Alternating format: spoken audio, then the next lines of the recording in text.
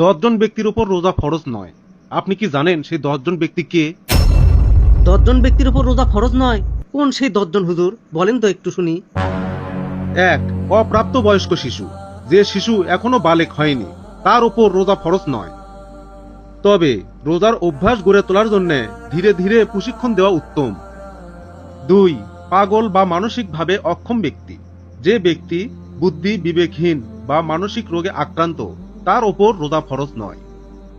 কারণ ইসলামে ইবাদত ফরজ হওয়ার জন্য সুস্থ বিবেক থাকা দরকার। 3. অসুস্থ ব্যক্তি।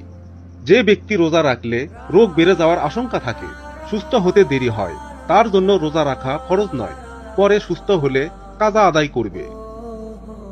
4. মুসাফির বা ভ্রমণকারী। শরীয়ত সম্মত সফরকারী ব্যক্তির উপর রোজা ফরজ নয়, সফর শেষে রোজার কাজা আদায় করতে হবে। 5. গর্ভবতী নারী। যদি রোজা রাখলে নিজের ক্ষতি হয় অথবা গর্ভের সন্তানের ক্ষতির আশঙ্কা থাকে, তাহলে তার জন্য রোজা রাখা ফরজ নয়, পরে কাজা আদায় করতে হবে। 6. দুগ্ধ দানকারী মা। যদি রোজা রাখার কারণে শিশুর দুধ কমে যায়, শিশুর ক্ষতির সম্ভাবনা থাকে, তবে রোজা রাখা ফরজ নয়, পরে কাজা আদায় করতে হবে। 7. অতিশয় বৃদ্ধ ব্যক্তি। যিনি এত বেশি দুর্বল যে রোজা রাখার শক্তি নেই, ভবিষ্যতেও রোজা রাখার সম্ভাবনা নেই, তার ওপরে রোজা ফরজ নয়, এর পরিবর্তে প্রতিদিন একজন মিসকিনকে ফিদিয়া দিতে হবে।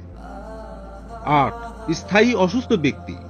যার রোগ ভালো হওয়ার কোনো আশা নেই এবং রোজা রাখা সম্ভব নয়, তার ওপর রোজা ফরজ নয়, প্রতিদিন ফিদিয়া আদায় করতে হবে। 9. অমুসলিম ব্যক্তি। ইসলাম গ্রহণের আগে রোজা ফরজ নয়, ইসলাম গ্রহণের পর থেকেই ফরজ বিধান প্রযোজ্য হয়। 10. যে ব্যক্তি অনিচ্ছাকৃতভাবে অজ্ঞান, অপারেশন, দুর্ঘটনা বা অসুস্থতার কারণে যদি কেউ দিনভর অজ্ঞান থাকে, তাহলে সেদিনের রোজা তার উপর ফরজ গণ্য হবে না, সুস্থ হলে কাজা আদায় করবে। আল্লাহ তাআলা বান্দার উপর কখনোই তার সাধ্যের বাইরে বোঝা চাপান না। রোজা একটি মহান ইবাদত, কিন্তু ইসলাম সর্বদা সহজ ও মানবিক। আল্লাহ তোমাদের জন্য সহজ চান, কঠিন চান না। সূরা আল বাকারা আয়াত 185।